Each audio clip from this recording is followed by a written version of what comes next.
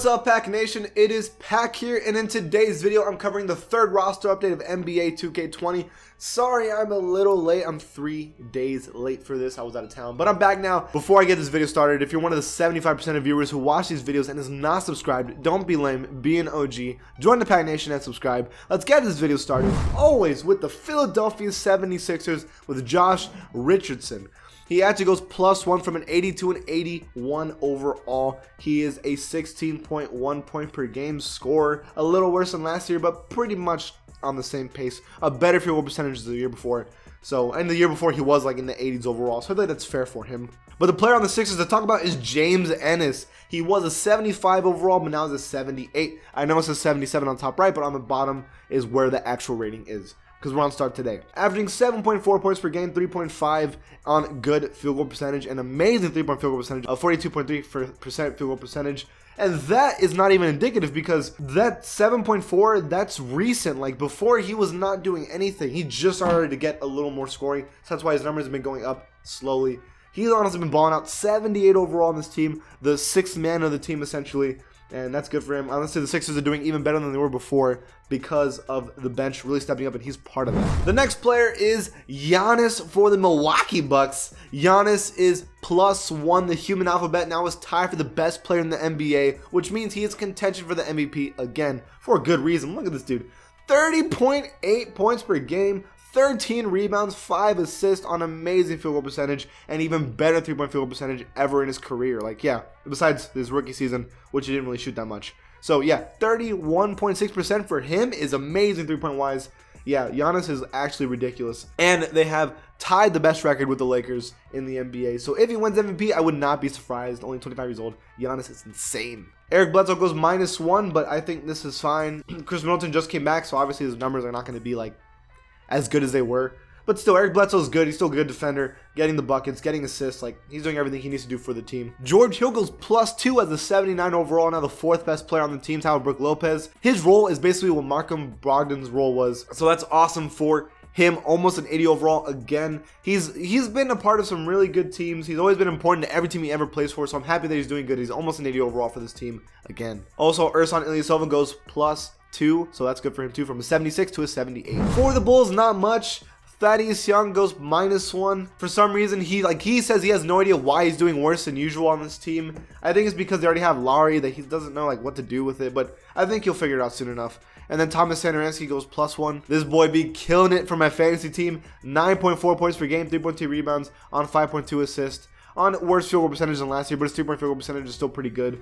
Honestly, I mean, he's just playing a bigger role on this team. And I believe the team is doing better the past couple games, so hopefully they can make a playoff contention soon. For the Cavaliers, Kevin Love goes -1, 16 points per game, 10.5 rebounds, on much better efficiency than before. He just came back from injury again. He's been doing fine all year. The team's just not good, so when the team's not good, his ratings are going to go down. That's just natural.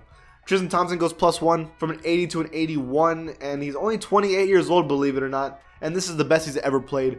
13.6 points per game, 10 rebounds, but just a shame the team's not good at all. For the Celtics, they finally upgraded Jalen Brown, but in my opinion, not enough. He goes +1 from an 81 to an 82. I still think he's pretty close to Jason Tatum as one of the best players on the team. The dude's averaging 20 points a game on 7 rebounds, 2 assists on amazing field goal percentage, and very little turnovers. Like, dude, he should be, in my opinion, an 85 overall right now. I mean, Jason Tatum's averaging almost the same exact stats. Why is he not right there with Jason Tatum? There's still time in the season to upgrade him, but still, I think he really should be higher. For the Clippers, Kawhi Leonard goes -1 from a 97 to a 96. He is not tied as the best player in the NBA anymore, and that's because his stats go barely down from last season. I mean, his field goal percentage is a lot worse, but as he's been saying, he's been dealing with injury, and also Paul George is on the team now, so obviously his numbers are going to go down. But Kawhi Leonard's been missing a lot of games because he's apparently been having some injuries or issues, and he's been trying to heal and rest. So that's probably why he's not doing as good as he'd like to. Paul George, 23 points a game, a lot less than last year, 6 rebounds, but he's also came back from injury, and again, you have Kawhi Leonard on the team, your numbers are going to go down. But yeah, PG-13 and Kawhi go -1 for the Clippers, but they're still a good team, and second in the West, so who cares? Patrick Beverley also goes down 1. There's this meme that's been kind of going on lately. He's actually not a good defender. Still fine. He's more than just a defender on this team. He's the energy, the heart of the team. It's more than just his stats and the defense. It's more than that. It's the heart that he brings. For the Grizzlies, a lot of changes. Jonathan Valanciunas goes +2. He's still a 14.3 point per game scorer, 10 rebounds, 2 assists, a lot of turnovers, but great efficiency.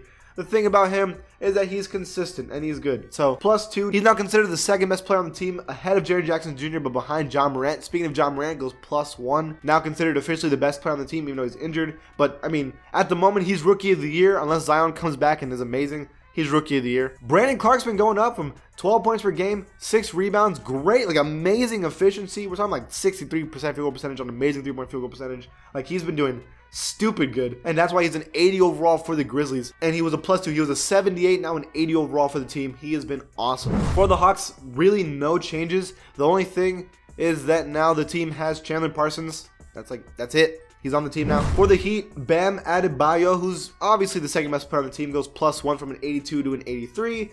15 points a game, 10.5 rebounds, 4 assists on amazing field goal percentage. Well, why would you not? And an amazing defender. Yeah, obvious reasons. Chris Silva also goes +2. I mean, he was considered the worst player on this team when the season started. He was like a 67 overall. So he's been upgrading like crazy. 4 points, 4 rebounds, great efficiency, and he's barely playing. So that's really good. Yeah, 10 minutes. For the Hornets, PJ Washington goes +1. Again, every time I talk about this dude, I mean, just look at his field goal percentage. Almost 50% field goal percentage on 42.5% 3-point field goal percentage on 12 points a game, 5 rebounds. The guy is efficient for being a rookie and has had a lot of good games so far this year. Bismack Biyombo also goes +2 for the team from a 76 to a 78. Almost 8 points a game, 4 rebounds, and good efficiency. And he's been pretty consistent for the most part. For the Jazz, Donovan Mitchell -1.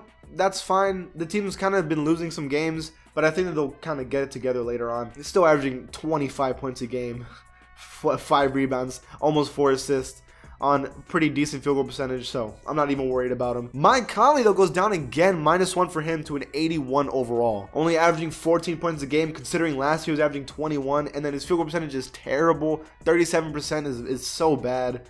So yeah, not great for Mike Conley, but he's still in the 80 overall club, and he's still one of the best players on the team, so I guess it's fine. And then Tony Bradley goes +3 for the team from a 72 to a 75. Only 4 points a game, 3 rebounds on 60% field goal percentage with almost no minutes. Kind of the same with Chris Silva, like the same situation. For the Kings, who have actually been doing pretty good lately, like for the most part, considering Marvin Bagley's been hurt, Rashawn Holmes goes +1 from a 78 to a 79. He's been upgrading like crazy this year. 12.4 points per game, 9 rebounds, 67% field goal percentage. Again, just really efficient, playing great so far for the team, and the reason they're winning a lot more games than expected.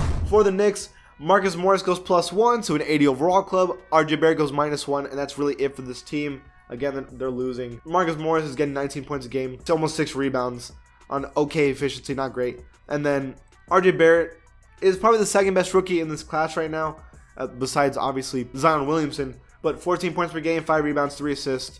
Almost a block a game, well, half a block a game, 1.4 steals. But his field goal percentage is really bad right now because he's a rookie. Anthony Davis +1 makes him a 95 overall, which ties the highest rating he's ever had in 2K. 28 points per game, 9 rebounds, 3 assists, 51% field goal percentage, 2.7 blocks. I mean, you could definitely make a case for this dude to have a higher rating. Like, if you told me he was a 96 or even a 97 with LeBron and tied to the best player in the NBA, I wouldn't argue with you because he's so good. And he's so close to LeBron and how good he is for this team. It's crazy. Dwight Howard is now considered the 3rd best player on the team because Kyle Kuzma goes -3 again from an 81 to a 78. He was an 84, now he's a 78. He's only averaging 11 points a game, 3 rebounds, 1 assist on bad field goal percentage. Well, at least okay field goal percentage. So, I mean, compared to last year, he's just doing way worse. But that's because Anthony Davis is on the team, so that's weird.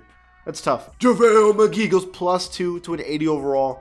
7 points a game, 6 rebounds, 1 block, great efficiency.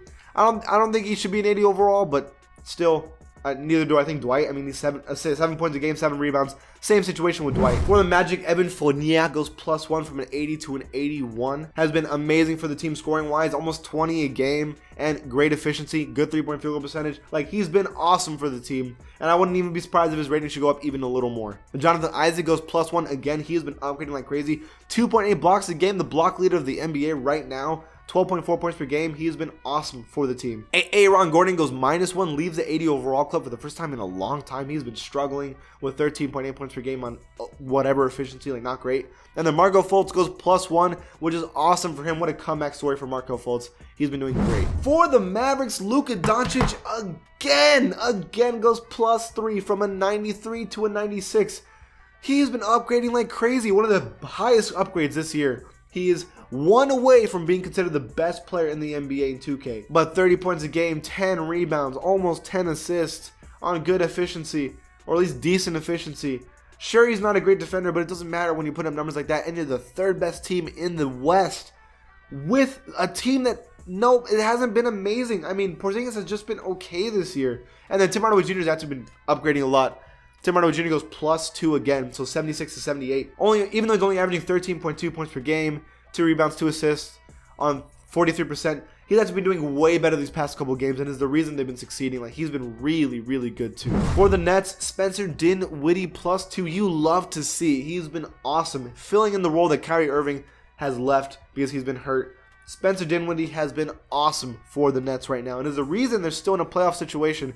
He's been carrying them, honestly. 20.6 points per game. Like, that's amazing. 6 assists on okay efficiency, but still, they're winning, so it doesn't matter. Like, he's been the reason they've been so good right now. Jarrett Allen also goes +1 for the Nets. For the Nuggets, Will Barton goes back to the 80 overall club +1. Mason Plumlee also goes +1, almost back into the 80 overall club for the first time in a long time. So good for them. TJ Warren goes +1. Miles Turner goes -1, making Domantas Sabonis the 2nd best player on the team if you don't consider Oladipo, who's injured. So Domantas Sabonis has been awesome, as he is every year. 18.4 points per game, 13 rebounds on good efficiency. I'd even argue that he should be even higher. He really has been something special this year for sure. For the Pelicans, nothing really big. Lonzo goes -1, averaging 11 points a game, 4 rebounds, 6 assists on terrible field goal percentage, but he's been hurt here and there. If it wasn't for his field goal percentage, I feel like he'd be a solid player. He's a great defender. I mean, he gets a lot of assists, gets some rebounds, and scores enough to be important for a team. But geez, his field goal percentage is so bad. His 3-point field goal percentage is decent. He needs to be more efficient. That's it, really. For the Pistons, a lot of downgrades because they've been losing. DeAndre Drummond goes -1 to an 88. Blake Griffin goes -2, only averaging 19.4, 5 rebounds, 3.5 assists on worse efficiency. But he's just been injured all the time, so it's like that's why that happens. Christian Wood and Luke Kennard go +1.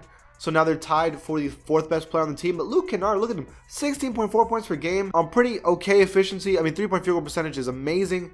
I mean, that's his game, is to shoot threes, and he's been doing a great job. I think he could be like a 79. I think he should be the 4th best player on the team, ahead of Christian Wood, who's doing okay too, but I don't think Christian Wood should be ahead of Luke Kennard. For the Raptors, Pascal Siakam finally gets an upgrade this year, which is just, okay, he was an 87 to start the year.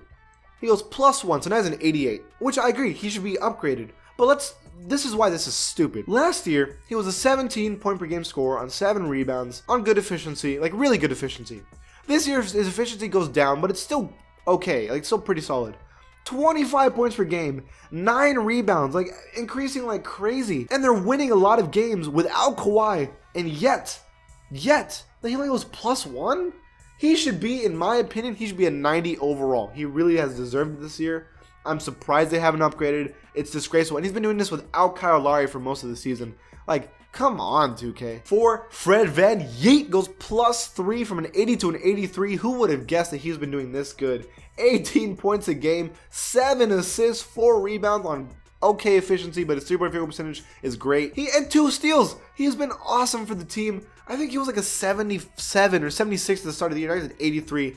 Who would have thought he'd be the 3rd best player on this team next year? Like, I honestly didn't expect this at all. We saw glimpses of this in the finals, but man, he's been on it. OG Anunoby goes +1 to be an 80 overall member for the first time. Welcome to the 80 overall club, OG. 11 points a game, 6 rebounds, great efficiency, and a good defender. He's been awesome. Norman Powell goes +3. He's shown flashes of this before, but 13 points a game. I mean, this has been recent. 13 points a game, 4 rebounds, good efficiency, at least decent efficiency. Like, dude has been doing very, very well lately. And then Chris Boucher also goes up again to a 77 overall. He was a 75, now he's a 77. The stats don't tell you enough.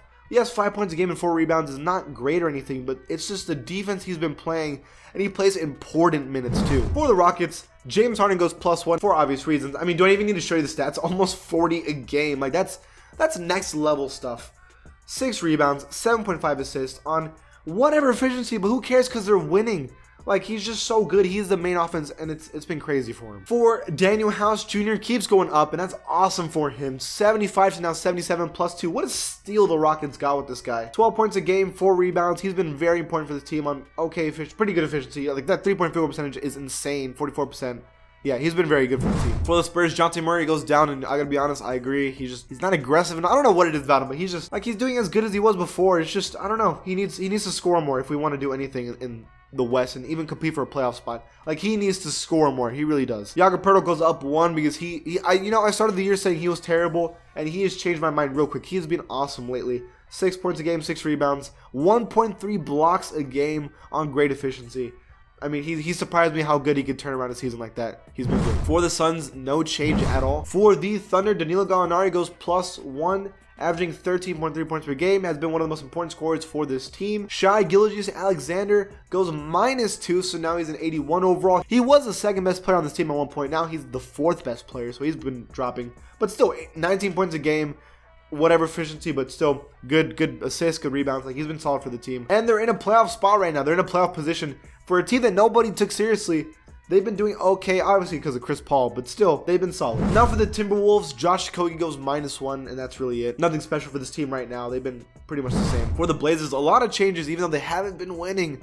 Hassan Whiteside +3, and he deserves every second of it. 15.3 points per game, 12.4 rebounds. 2.2 blocks for great efficiency. Like, he deserves every second of his upgrade. Carmelo Anthony +3. Melo! He deserves every bit of it. Almost an 80 overall. Almost 16 points a game. 6 rebounds. 1.5 assists on bad efficiency, but it's Melo. We know that. On okay 3-point field goal percentage. I'm happy he's finally up there again.